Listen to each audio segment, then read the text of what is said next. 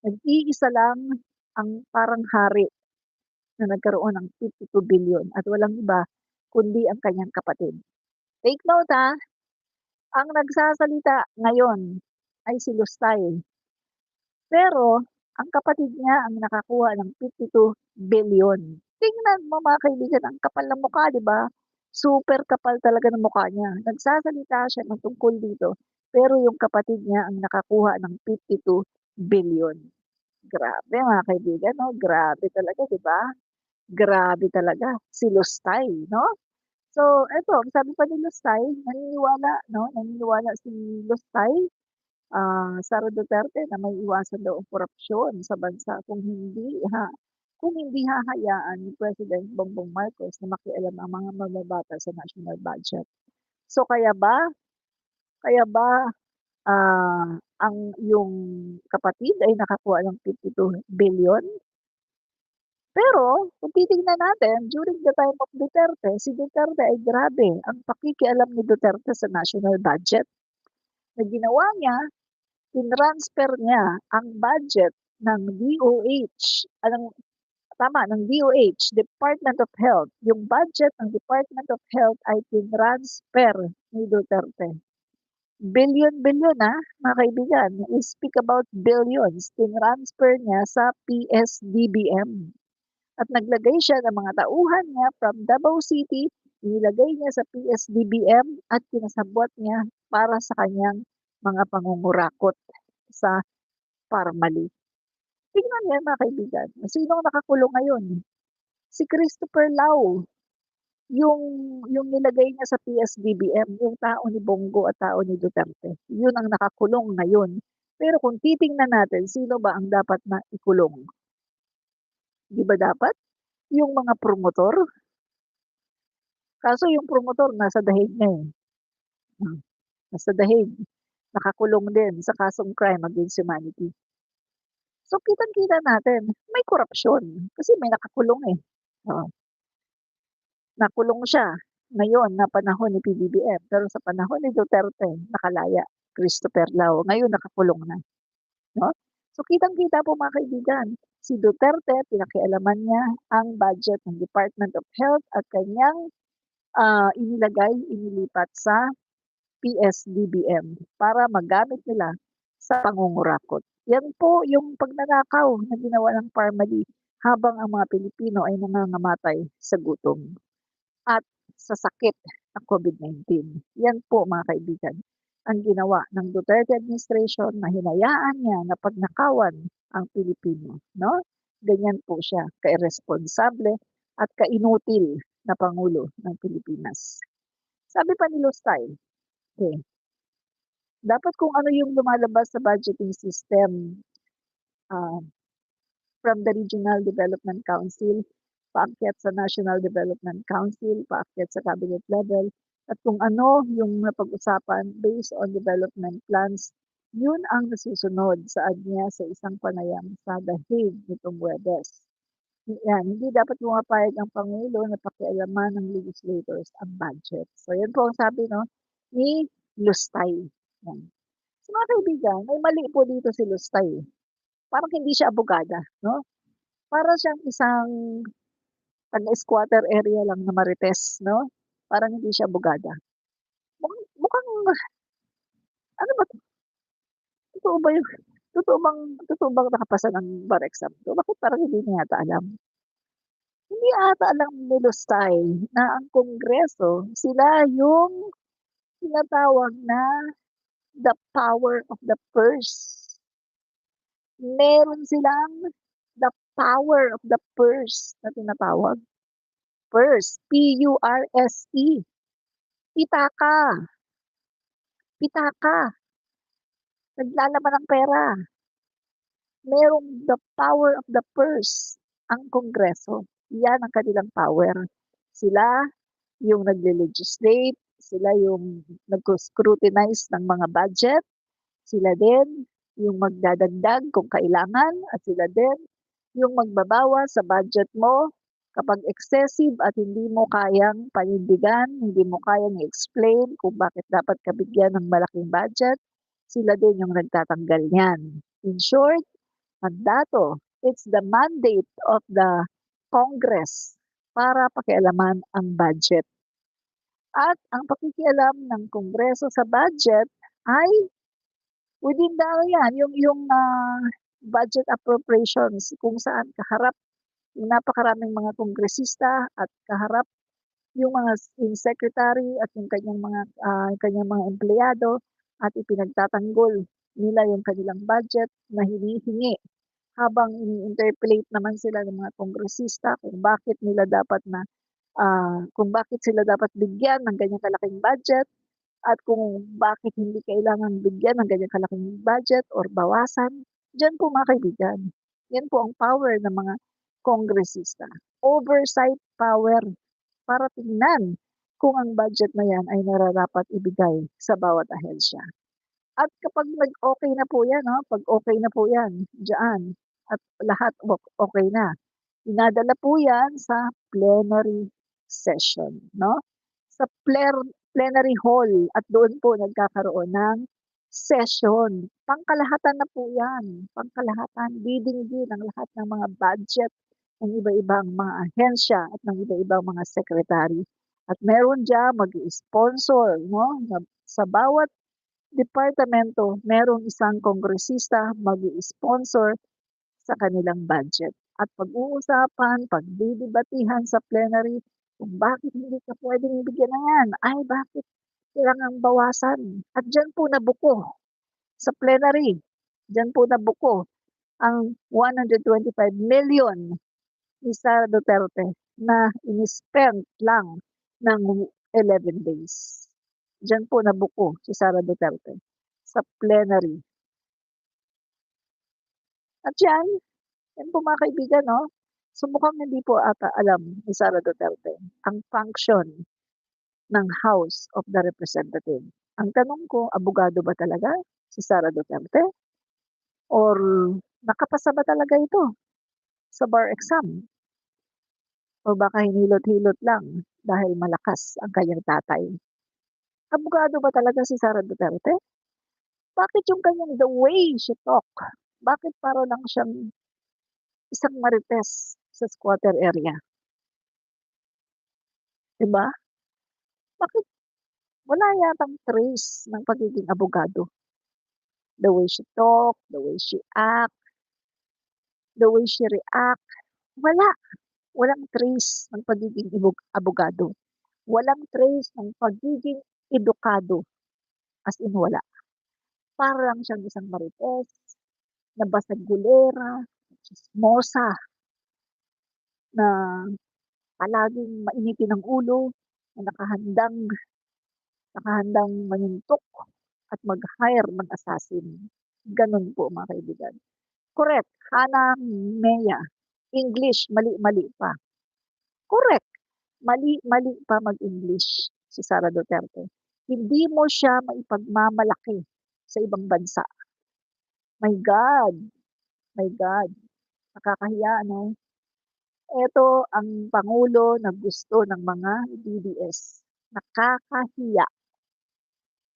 Yung bang tipong kapag naging Pangulo siya ng Pilipinas, pagkatapos kasama ka, no, nandun ka, nakikinig ka, UN. Yung bang tipong magtatago ka na lang kasi nahihiya ka.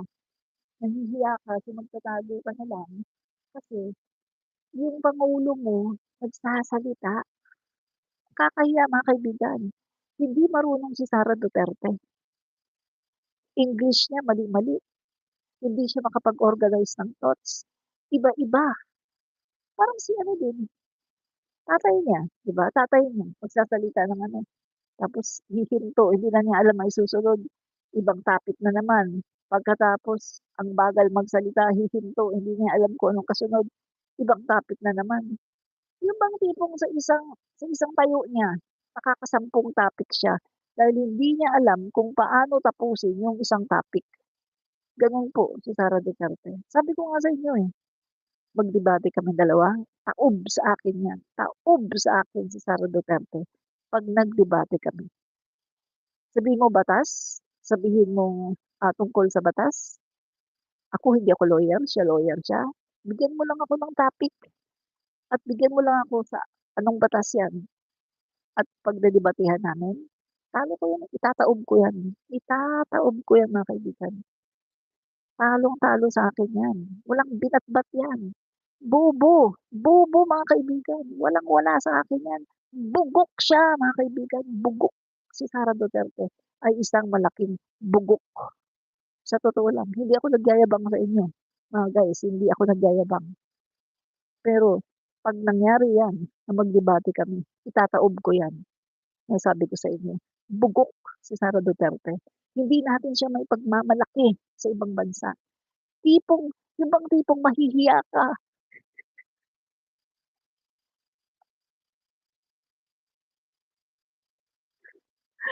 nakakatuwa 'di ba? Kasama mo, halimbawa 'pag naging pangulo 'yan, tapos 'yan magsasalita siya, kung ano-anong sasabihin pagkatapos sasabihin ng mga ibang world leader, "Ha? Presidente ng Pilipinas 'yan? Bakit parang ano, hindi mo talaga siya maipagmamalaki guys. Grabe, hindi mo siya mapagmamalaki, 'no? Sa totoo lang.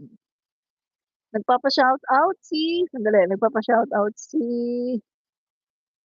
Ambasing Bonifacio, pa-shoutout kay Pablo Dia. Shoutout daw, Pablo Dia, ha, 'yan, shoutout daw. Uy, Kamikami Mix TV, maraming salamat sa pag-drop by, 'no? Kamikami Mix TV, maraming salamat sa pag-drop by, 'yan. Oo. Dave Gutierrez, shout out mga ka-BBM watching from Holy Land. Yan. Shout out din sa'yo, Dave Gutierrez. Yan. Shout out. Yan. Okay. Hmm, okey. So, sandali, okey. May ipapakita ako sa inyo, may ipapakita ako sa inyo. Alam niyo ba mga kaibigan, na ito, sasabihin ko sa inyo ang katotohanan. Alam niyo ba mga kaibigan, na itong PCO during the time of Duterte ay nagbabayad ng troll farms, 'yan. Kaya ngayon sa panahon ni PBBM, inakala ni Marcoleta na the same pa rin 'no, pero wala po, eh, kahit 5 'no, kuripot po ang pangulo namin, so hindi po siya nagbabayad ng vloggers. Ang pangulo namin ay kuripot, Ilocano kasi 'no. Minsan sabi namin nakakainis naman 'tong pangulo natin ang kuripot, walang bayad 'no, hindi kami binabayaran mga kaibigan, libre po kami. Hmm. Pero sa panahon ni Duterte, alam niyo ba mga kaibigan, bayad 'no, nagha-hire po si Duterte ng troll farms 'no, at meron po yang ebidensya, ayan. Okey. Duterte, yan, Duterte camp spent 200 $200 billion, $200,000 for troll army. So 'pag sinabing $200,000 pumapatak po siya na nasa mahigit 10,000,000 'no, mahigit 10,000,000 po. At ito po ay ayon sa Oxford study 'no.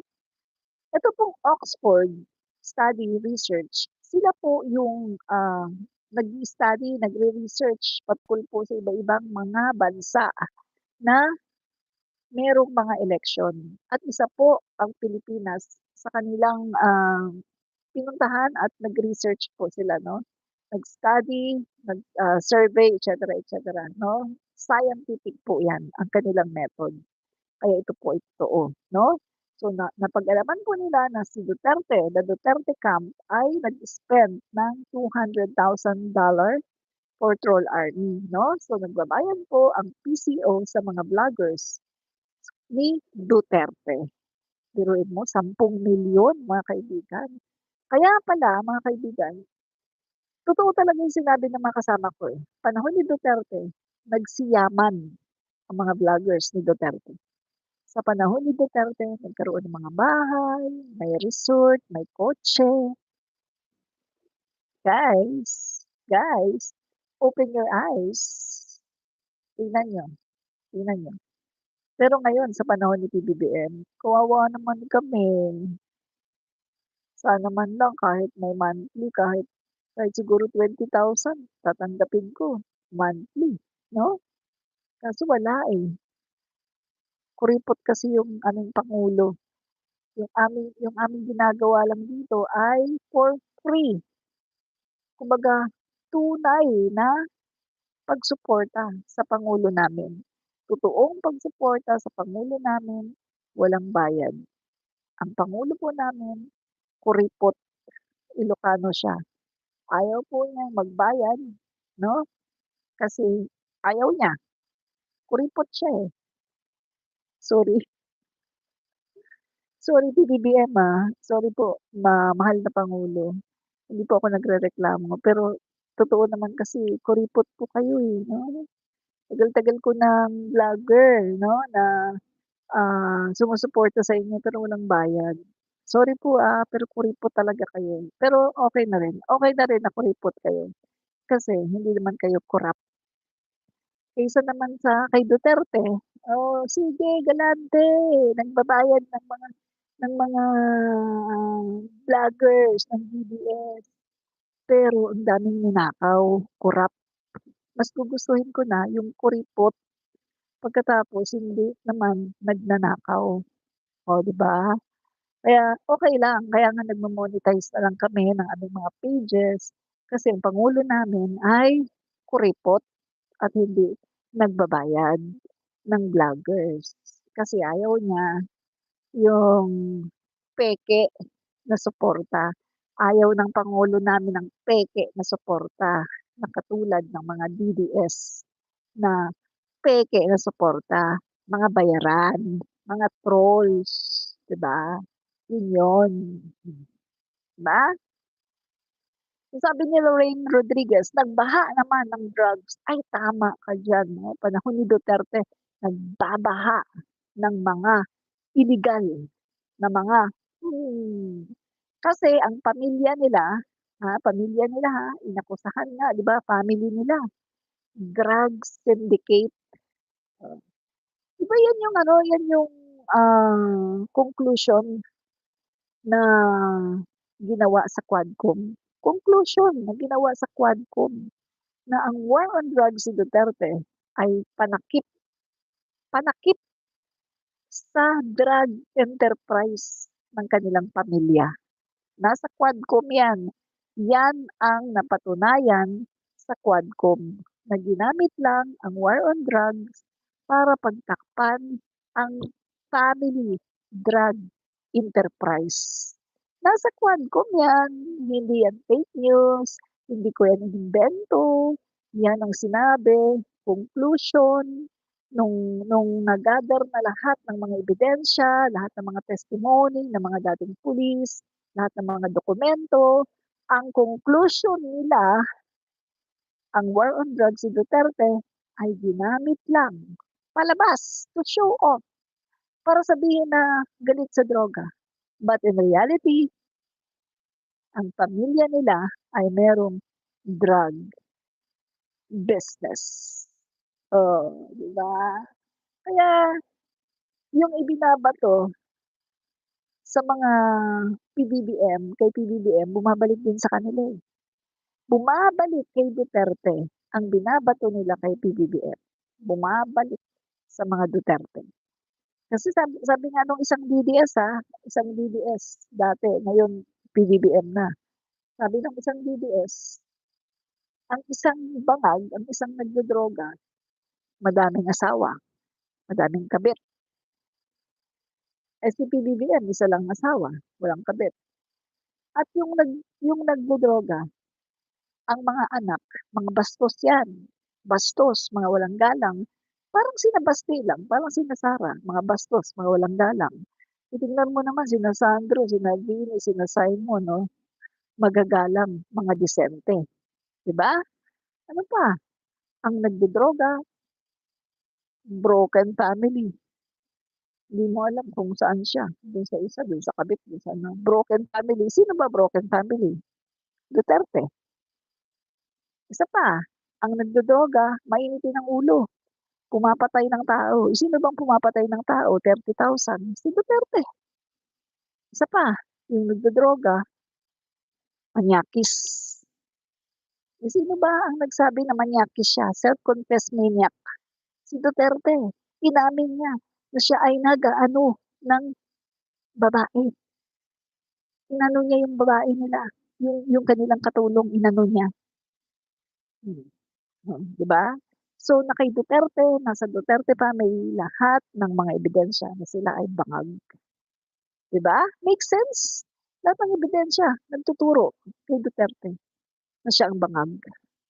Kaya 'pag sinabi niyang bangag si PBBM, walang maniniwala, eh.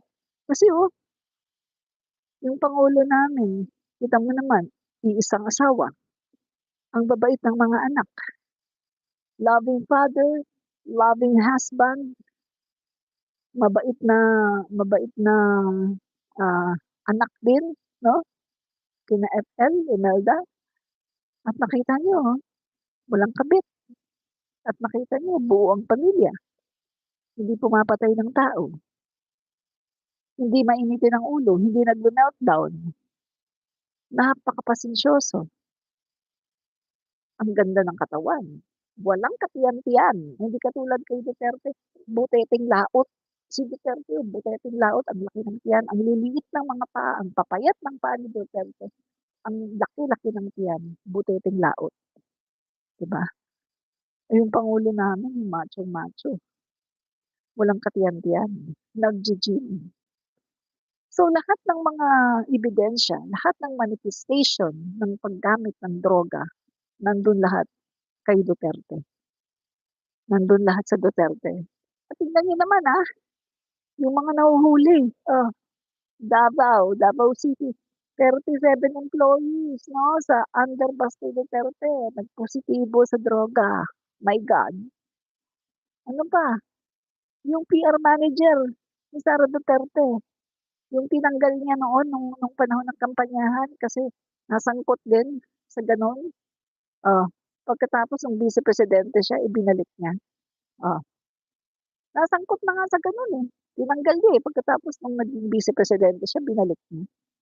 Oh, so ngayon nakikita natin lahat ng mga binibintang about PBBM, nandiyan lahat sa inyo, mga Duterte. Nandiyan lahat sa inyong mga bangag na mga idolo, 'di ba? Kitang-kita sa mga idolo niyong bangag.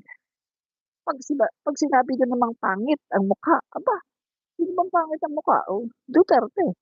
Bukbukin ang mukha, flat ang ilong, ang laki-laki ng ilong.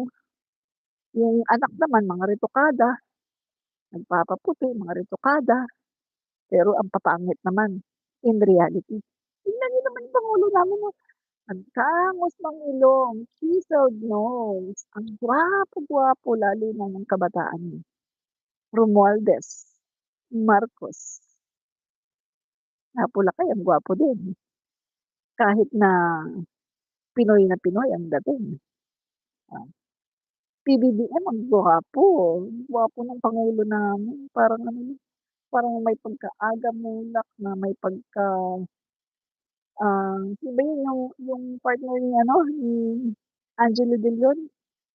Yun yung mukha ni PBBM, may pagka-Aga Mulak na may pagka Bobby Andrews. Grabe. At Elisa naman parang Angelo De Leon.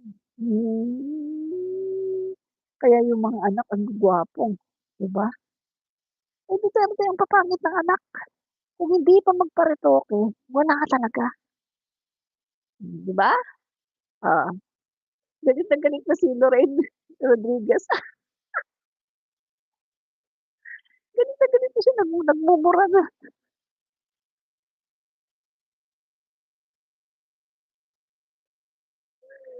Ah, okey. Wag po kayo Huwag po kayong magalit, magkakaibigan tayo dito, ha, magkakaibigan tayo. Ano lang 'to, diskusyon lang 'to, healthy debate 'no? Itong ating live ay ano lang, yung patungkol ito sa mga issues 'no, mga issues. At alam niyo naman siguro yung tagline ko 'di ba, "Fight fake news, expose the truth," 'no? So, tayo po ay, um, tumutulong sa pagdi-disseminate ng mga information, 'di ba? Yun yun. Tumutulong tayo sa pagdi-disseminate ng mga information at tumutulong tayo sa paglaban sa mga fake news peddlers. Yun po ang ating number one na misyon, labanan ang mga fake news peddlers. Kaya yung tagline natin, "Fight fake news, expose the truth." Ay, galit na galit yung mga ano, mga DDS.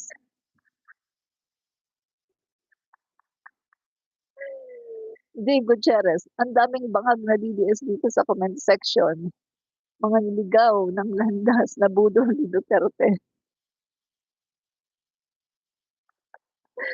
Tama ka diyan, tama ka talaga diyan 'no, Dave Gutierrez. Correct po kayo 'no, correct, tama kayo. Uy, Lorraine Pokpok, "Oh, Lorraine Pokpok ka daw," sabi ni Dave Gutierrez. Siguro kilala ka nito 'no, Pokpok ka daw Lorraine. Kami-kami ko Mix TV, maraming salamat Kami-kami ko Mix TV, 'yan.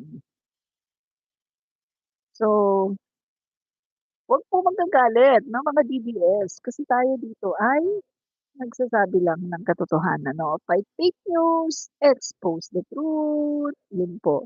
So mga kaibigan, out na muna ako, kasi manonood pa ako kay Yusek Attorney Claire Castro. Bye-bye and God bless! Maraming maraming po salamat sa mga maka-PBBM, sa mga DDS, sa mga Tiglawan, maraming maraming pong salamat. Mga kaibigan 'no, mga kaibigan, mga kababayan, fight fake news, expose the truth. Kami-kami ko Mix TV, maraming salamat, bye-bye! Shoutout sa inyong lahat.